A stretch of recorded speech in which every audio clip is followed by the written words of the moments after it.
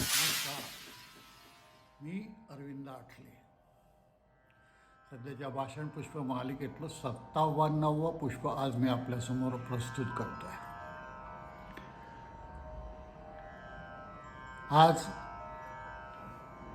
मी संत गुलाबराव महाराज जे विदर्भात होऊन गेले, अंध होते, त्यांच्याविषयी मला जी शक्य आहे तेवढी माहिती आपल्याला सांगणार आहे. संत जन्मतः संत असतात. आता सगळ्या घटना येतील समोर आपल्या. आणि सुरू करण्याआधी माझे सद्गुरू श्री नरसिंह सरस्वती यांना मी वंदन करतो आणि त्यांचा आशीर्वाद घेतो. तर संत गुलाबराव महाराज विदर्भात होऊन गेले आणि त्यांना मधुर द्वैताचार्य असं म्हणत असत. श्रीकृष्णाची अत्यंत प्रीती होती त्यांना प्रज्ञाचक्षू असे म्हणत असत, कारण ते अंध असूनही कुठलाही रेफरन्स केव्हाही ते देऊ शकायचे, कुठल्याही शास्त्रातला कुठल्याही विषयावरचा. अत्यंत विद्वान माणूस. जन्मतः सगळं त्यांना माहिती होतं, अशी परिस्थिती होती. डोळ्यांनी लहानपणी दृष्टी गेली. 7-8 महिन्याची असतानाच दृष्टी गेली होती. आणि संस्कृतमध्ये ज्याला प्रज्ञा म्हणजे बुद्धिमत्ता, आतली बुद्धिमत्ता, पुस्तकं वाचून प्राप्त झालेली नाही, त्याला प्रज्ञा नाही म्हणत, ती विद्वत्ता झाली. प्रज्ञा ही आतून उत्पन्न होते आणि ही त्यांना प्रचंड प्रमाणात होती दैवतः. आणि अत्यंत बुद्धिवान दृष्टी होती, म्हणून त्यांना प्रज्ञाचक्षू असं म्हणत होतं. आपल्या प्रज्ञेनेच ते सर्व काही पाहू शकत होते. त्यातली उदाहरणं आता येणार आहेत पुढे. ते 1881 साली माढा जिल्हा अमरावती या ठिकाणी त्यांचा जन्म झाला आणि मृत्यू 1915 साली झाला. आणि दृष्टी नसतानाही त्यांनी वेगवेगळ्या विषयांवर अशी 133 पुस्तकं लिहिली. अवघड 34व्या वर्षामध्ये. अगदी ज्ञानेश्वरांसारखंच त्यांचं उदाहरण आहे. असा अत्यंत मेधावानी असा हा माणूस. आणि आई लहानपणीच गेली. मग आपल्या आजीकडे, आईच्या आईकडे ते वाढले. आणि पुढे वडिलांनी दुसरं लग्न केलं, घरी आले पुन्हा. आणि हाल सावत्राई, त्या काळातल्या ज्या प्रथा काही होत्या, ज्या पद्धती होत्या, ज्या काही, सावत्राईंनी त्यांचे हाल, कारण हे अंध होते. ती तरी बिचारी काय करेल. आणि अंध असल्यामुळे तिच्यावर फार मोठी जबाबदारी आहे असं तिला वाटायला लागलं. आणि हा काहीच करत नसेल, आता अंध काय करणार. परंतु अत्यंत हुशार, मोठं आश्चर्य वाटावं अशी त्यांची विद्वत्ता होती. पाठांतर प्रचंड होतं. पूर्वजन्मीचंच होतं सगळं. हे काही या जन्मी त्यांनी कुठे काही पुस्तकं वाचली नव्हती, काहीच केलं नव्हतं, पण एक पाठी होते ते. आणि लहानपणी त्यांच्याकडे एक लक्ष्मण भट जोशी नावाचे उपाध्ये असत. त्यांच्याकडून ते श्लोक, शिवलीलामृत, व्यंकटेश स्तोत्र एकदा ऐकून ते शिकले. पाठ एकदा ऐकलं की पाठ, एक पाठी. काही शास्त्री पंडितांकडून काही विषय त्यांनी समजावून घेतल्याचा उल्लेख त्यांच्या चरित्रात आहे. परंतु वेदांतापासून वैद्यक, ज्योतिष इत्यादी नानाविध विद्यांचं त्यांचं ज्ञान त्यांनी कसं काय प्राप्त करून घेतलं, हे एक अनाकलनीय असं गूढ आहे. नुसत्या भारतीय नव्हे, पाश्चात्य विचारसरणी आणि विद्या यांच्याशी सुद्धा त्यांचा जवळचा संबंध होता. अनेक पाश्चात्य विद्वानांचं सर्व वाङ्मय त्यांना माहीत होतं. आणि एकदा ते एशियाटिक सोसायटीमध्ये ग्रंथालय पाहायला आले. ग्रंथालयाला पालाला वाटलं की काय सामान्य माणूस कोणीतरी आला असेल बघायला. परंतु ग्रंथांची यादी ते एक एक क्रमाक्रमाने जेव्हा सांगायला लागले, कुठल्या ग्रंथात काय आहे आणि कोणी लिहिला, तो जैनांचा आहे का बौद्धांचा आहे, न्यायशास्त्राचा आहे की वैशेषिकांचा आहे, ही बेंचूक माहिती ते सांगायला लागले. आणि यादी तयार करणाऱ्या माणसाच्या काही चुकाही त्यांनी दाखवल्या. तेव्हा ते ग्रंथपाल मात्र एकदम अत्यंत चकित असे होऊन गेले. आंधळ्या माणसाकडून त्यांना हे काही अपेक्षित नव्हते. त्या काळचे पांगारकर मोठे प्रसिद्ध विद्वान, तर ह्या महाराजांना, गुलाबरावना, ग्रंथसंपदा साठवण्याचा प्रचंड, जो मिळेल तो ग्रंथ विकत घ्यायचा. मग तो संस्कृतमध्ये असो, पारसीत असो, अजून पडेल ती किंमत घेऊन ते विकत घेत असत. आणि दुसऱ्याकडून ते वाचून घेत असा कोणाचा तरी तर्क होता. पण एक स्वतः हजारो ग्रंथ वाचणाऱ्या डोळस पंडितालाही त्यांच्या पुढे हार स्वीकारायला लागावी इतकं त्यांचं त्या ग्रंथांचं पाठांतर झालेलं होतं. मग ते श्रुतिपुराणे असो, मराठी, हिंदी, संस्कृत वाङ्मय असो, पारसी, अरबी भाषा असो, ख्रिस्ती असो, महम्मदी धर्म, जैन धर्म, लिंगायत पंथ, कुठलाही पंथ असो, त्याचं वाचन त्यांचं होतं एकपाठी. आणि ते आतली उदाहरणंसुद्धा त्या ग्रंथातली पानाच्या क्रमांकासहित देऊ शकत होते. अत्यंत दुर्मिळ असा हा एक खरोखर मूर्तिमंत चमत्कार असा हा माणूस होता. त्यांचा दिनक्रम कसा, तर सकाळी उठायचं आणि स्नान करून भगवद्गीता, सप्तशती, तुळशी महात्म्य वगैरे ते म्हणायचे आणि नंतर मानसपूजा करायची. मानसपूजा जेव्हा ते करत असत तेव्हा बुक्क्याचा मधुर सुगंध असा सगळीकडे दरवळत असे. इतकी त्यांची ती सत्य अशी मानसपूजा होती. संपूर्ण समोर त्यांच्या उभारात असलं पाहिजे. जवळ एक निंबाचं झाड होतं. त्या झाडाच्या खोडावर कधीतरी ते धोतर टाकत असत आणि त्या खोडाला देव कल्पून त्या देवाचे ते पाय चेपत बसत असत. त्यांना जळ किंवा असा काही भेदाभेदसुद्धा नव्हता. देवाचे पाय चेपणे असे कोणी तुम्ही ऐकलं का उदाहरण? झाडाचे पाय, या फांद्या मुळाचे हे येतात पाय, तर त्या देव समजून त्याच्या ते सेवा करीत असत. एक अलौकिक असंच ते व्यक्तिमत्व होतं. ते ज्ञानेश्वरांना आपले तात समजत असत, म्हणजे वडील, आणि स्वतःला ज्ञानेश्वर कन्या समजत असत. आणि श्रीकृष्णाला पती मानून ते त्याची भक्ती करत असत. या भक्तीला मधुरा भक्ती असं म्हणतात. आणि त्या अनुसरून ते कात्यायनी व्रत पण पाळत असत आणि दरवर्षी आळंदीला सुद्धा जात असत. तर हे सगळं कोडं एकदा उलगडलं. त्यांचे पूर्वजन्मीचे एक परिचित म्हणून आळंदीला गेले असताना त्यांना एक आवाज आला आणि त्याबरोबर त्याने म्हटलं, बळवंतराव. तर त्या ग्रस्ताला काही समजायला नाही, ह्या माणसाला आयुष्यात कधी बघितलं नाही, हे माझं नावागावासकट कसं काय ओळखतात. तेव्हा हे बळवंतराव पूर्वी झुंजवडा म्हणून गुजरात एक ठिकाण होतं काठेवाडाच्या तिकडे. तिथे ते गुरु बेचरानंद महाराज म्हणून होते, त्यांच्याकडे त्यांच्या दर्शनाला जात असत. आणि मग उलगडा झाला की हे बेचरानंद म्हणजेच हे गुलाबराव महाराज पुढच्या जन्मी झालेले आहेत. बेचरानंद 85व्या वर्षी गेले आणि 1.5 वर्षानंतर हा गुलाबराव महाराजांचा जन्म झाला. त्यामुळे पूर्वजन्मीचे बेचरानंद महाराजच गुलाबराव महाराजांच्या रूपानं पुन्हा जन्माला आले आहेत अशी सर्वांची खात्री पटली. अनेक वेळा एकदा काही बैरागी भेटायला आले तर त्यांना तरी शिदाजीरावांनी सांगितलं, लवकर इथून चालले तर बैरागी चमकले. त्यांच्या लक्षात आलं की हे तर केव्हा आपण कित्येक वर्ष, 40-50 वर्षापूर्वी बघितलं आहे.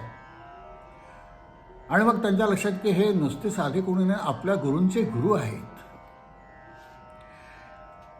पण ते पटकन तिथून महाराजांनी त्यांना जायला सांगितलं,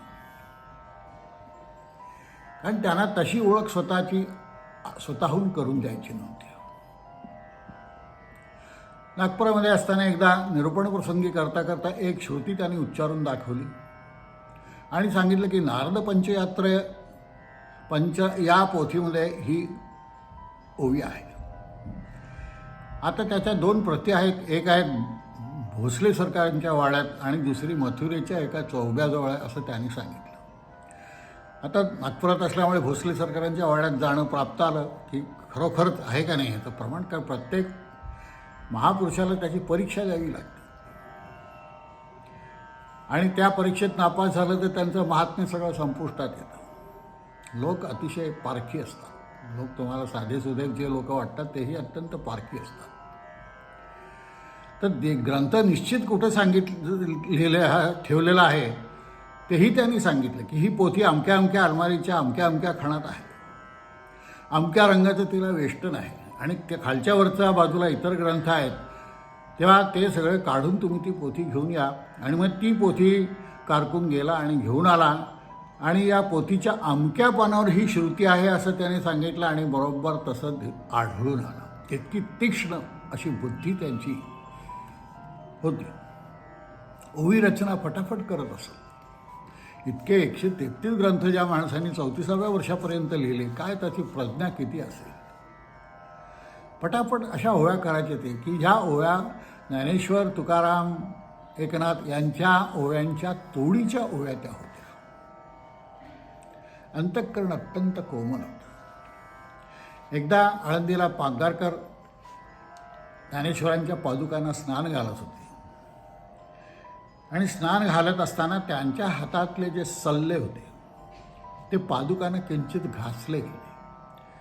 तो घर्षणाचा ध्वनी इतका सूक्ष्म होता की इतर कोणाच्याही कानावर तो आलासुद्धा नाही, परंतु गुलाबरावांच्या श्रवण सामर्थ्यामुळे तो त्यांना ऐकू गेला आणि त्यांच्या अंगावर रोमांच उभे राहिले. ते म्हणले, हो तुम्ही काय करताय, तुमच्या सल्ले ज्ञानेश्वर माऊलींना बोचतायत पायानं.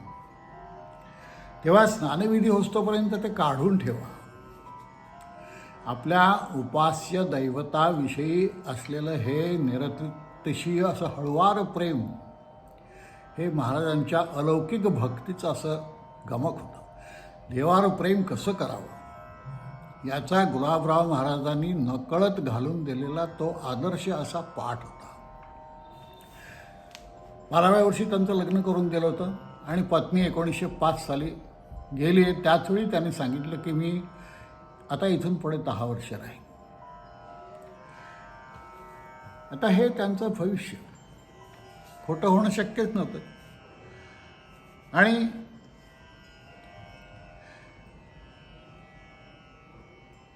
एकोणीसशे 2मध्ये 21 वर्षाचे जेव्हा ते होते तेव्हा डार्विन आणि स्पेन्सरच्या तत्त्वज्ञानावर चर्चात्मक असे निबंध त्यांनी लिहिले. वेगवेगळ्या विषयावर त्यांनी पुस्तकं लिहिली, जसं ध्यान, योग, भक्ती, मानस आयुर्वेद नावाचं एक पुस्तक त्यांनी लिहिलं ज्यात नसशास्त्रीयदृष्ट्या आयुर्वेदाची माहिती लिहिलेली आहे. आपण कल्पना करू शकणार नाही की एक आंधळी व्यक्ती हे इतकी सगळी पुस्तकं लिहू शकते, तेही वेगवेगळ्या विषयावर. ध्यान, योग, ब्रह्मसूत्र, शास्त्र आदी कठीण विषय त्यांना समजले होते आणि त्यांचं खूप शिक्षण झालं किंवा खूप हुशार आणि त्यांनी असे काही विषय होते सगळे की कुठल्या विषयावर त्यांनी लिखाण केलं नाही असं झालंच नाही. अत्यंत हुशार. अनेक वेळा हे मला पुन्हा पुन्हा सांगावं लागतं की हुशारी तुमच्या पुस्तकी विद्वत्तेवर अवलंबून नाही आहे. हुशारी आतून येते, प्रज्ञा असते ती. अनेक अडाणी लोकसुद्धा पटापटा अभंग आणि वेगवेगळ्या काव्य लिहिताना तुम्ही बघितले असतील. मध्यंतरी एक मी उदाहरण वाचलं होतं की 3री पास झालेल्याच्या वाङ्मयावर PhD करणारे लोक होते. तर विद्वत्ता ही अशी जन्मतः असते. तुमची विद्वत्ता ही विद्वत्ता नाही, ते पाठांतर आहे. तर ही विद्वत्ता तुमच्यात आणली पाहिजे. आता जुन्या भारतीय शास्त्राप्रमाणे खरं म्हणजे शूद्रवर्ग, कोणबी वर्गाला वेदांचा अभ्यास करण्याची मनाई होती, परंतु हे स्वतः कोणबी असूनही पूर्ण वेद त्यांना पाठ होते आणि आत्मज्ञानाच्या बळावर त्यांनी वेदांचा अभ्यास केला आणि हे करताना ब्राह्मण पंडितांचा सन्मानही केला. अनेक विद्वान पंडितांसमोर त्यांनी विज्ञान या विषयावर वादविवाद पण केले. आणि 1915 या समर्थ सद्गुरू अशा प्रज्ञाचक्षू मधुरा दैवताचार्य संत श्री गुलाबराव महाराज यांनी समाधी घेतली. त्यांचं तत्त्वज्ञान त्यांचे शिष्य पुढे बाबा महाराज पंडित म्हणून जे होते त्यांनी सगळं त्यांचं तत्त्वज्ञान पुढे लोकांपर्यंत पोचवण्याचं काम केलं. हे बाबा महाराजही 1964 साली निधन पावले आणि त्यांचं एक चर्चात्मक साहित्य होतं भावार्थ दीपिका. संत ज्ञानेश्वरांनी लिहिलेल्या भावार्थ दीपिकेवर त्यांनी पुस्तक लिहिलं होतं आणि ते गीता प्रेस गोरखपूर यांनी प्रसिद्ध केलं होतं. असे हे संत प्रज्ञाचक्षू गुलाबराव महाराज. त्यांचं प्रचंड असं तत्त्वज्ञान आहे आणि मेधा. कुठल्याही विषयावर तत्कन ते उत्तर देत असत आणि अतिशय स्पष्ट वक्ते होते. स्पष्ट वक्ते कोणाची भाडभीड बाळगत नाही. विशेषतः शास्त्रीय विषयावर जे लोक काहीच्या काही चर्चा करायला लागतात, मोक्ष काय, अमुक काय, तमुक काय, अरे कुठला विषय कशासाठी हे सगळं करताय? एक पुस्तकी माहिती तुम्हाला मिळेल या खरी, त्यापेक्षा शास्त्राचा अभ्यास करा, काही ध्यानधारणा करा, इतर काही गोष्टी करा ज्याने तुमची बुद्धी वाढेल, परमेश्वराच्या जवळ मधुराद्वैत हे जे त्यांचं तत्त्वज्ञान आहे हे अतिशय कसं प्रेम करावं ईश्वर, श्रीकृष्णाशी कसं प्रेम करावं, आपल्या आराध्य दैवताची कशी भक्ती करावी, हे अगदी त्यांच्याकडूनच शिकण्यासारखं आहे. या विषयावर आपण नंतर पुन्हा सविस्तर त्यांचं जे काही तत्त्वज्ञान होतं त्याच्यावर आपण बोलणार आहोत. साधुबोध आणि अनेक त्यांचे ग्रंथ, त्यातला साधुबोध हा ग्रंथ अतिशय प्रसिद्ध असा आहे. त्यात ते एका ठिकाणी म्हणतात की गुरु परीक्षा कशी करतो शिष्याची, तर आपले अवगुण त्या शिष्याला दाखवायला सुरुवात करतो आणि हे अवगुण दाखवल्याबद्दल तो शिष्य त्याची निष्ठा ढाळायला लागतो आणि ही त्याची गुरुवर खरी प्रीती आहे का नाही हे पुढे दाखवून देते. ज्याची निष्ठा ढळली तो त्या गुरुपासून पळतो, दुसरीकडे जायला लागतो. आणि ज्याला माहिती की हे दाखवत आहे, जसं एक दत्त महाराजांची एक कथा आहे की दारू पिलेला आहे आणि नग्न स्त्रीला मांडीवर घेऊन ते बसले, अशी एक कथा. तर या कथेचा अर्थ समजायचा असतो, ही वस्तुस्थिती असत नाही. आपल्या शिष्यांची परीक्षा पाडण्यासाठी या काही क्लुप्त्या असतात. त्यामुळे भलत्या माणसाला कधी ते जवळ देऊ देत नाही. आतला ज्याला आतून काही ओढ आहे असाच माणूस टिकतो. बाकीची माणसं अशा परीक्षेत गुरूंच्या कधी टिकत नाही. तर असे या साधुबोध जो ग्रंथ आहे याच्यामध्ये व्यवहार आणि धर्म कसा पाळावा यासंबंधी फार सुंदर असं ग्रंथ आहे. तुम्ही वाचावा. अनेक संतांचा अभ्यास आपण करावा, आत्मसात करावा. त्यांचं जे काही तत्त्वज्ञान असतं हे जेवढं आत्मसात कराल तेवढे तुम्ही अध्यात्मात खोल जाल आणि खरं काय आहे हे तुम्हाला समजायला लागेल. बरोबरचं जे काही आहे शो, या शोला आपण भुलत असतो. छान दाढीवाला गोरप्पा तेजस्वी असा माणूस, तेजस्वी आपल्याला खरंच तेज समजतं का? तेज ते त्या डोळ्यात असतं. चेहऱ्याचा गोरेपणा किंवा टवटवीत त्वचा म्हणजे तेज नाही. तेजाची व्याख्याही आपल्याला समजत नाही. तर हे तेज ओळखण्याचं आपल्या सामर्थ्याने आपली बुद्धीच किती कमकुवत. बुद्धी आहे का खरी आपल्याला? पण ही बुद्धी, नसलेली बुद्धी वापरून आपण ह्या गुरूंची परीक्षा करत असतो की जो कुठला आपल्याला अधिकार नसतो. तर हे लक्षात ठेवा. आणि अध्यात्मात प्रगती करायची असेल तर यासारख्या थोर संतांचं चरित्र वाचावं, आत्मसात करावं, त्याचं मनन करावं. मनन करून ते गुण आत्मसात करण्याचा प्रयत्न करावा आणि यानंतर या मार्गाला कितपत आपण टिकू याचा हळूहळू आपल्याला अंदाज यायला लागतो. आता उद्या त्यांच्या तत्त्वज्ञानाविषयी मी बोलणार आहे. मग तुम्हाला समजेल की काय असतात हे साधू संत. तर आता आपण उद्या भेटणार आहोत. आतापर्यंत जे काही ऐकलं शांतपणे आपण ऐकून घेतलं ते आत्मसात करा आणि पुन्हा पुढे भेटू. नमस्कार. भेटूया आपण. त्यांचं तत्त्वज्ञान आपण ऐकणार आहोत. आणि तत्त्वज्ञान हे अतिशय प्रत्येक महापुरुषाचं तत्त्वज्ञानच जास्ती महत्त्वाचं असतं. त्याचं शरीर त्याचं काय आहे याला काही महत्त्व असत नाही. तो श्री कसा दिसतो, तेजपुंज आहे का अमुक आहे याला काही महत्त्व असत नाही. त्याचं आचरण कसं असतं, आचरण हे सगळ्यात महत्त्वाचं आहे. आणि हे आचरण त्या माणसाकडे आपल्याला घेऊन जातं, ते जर आपण आचरू. तर एवढं लक्षात ठेवा. भेटूया.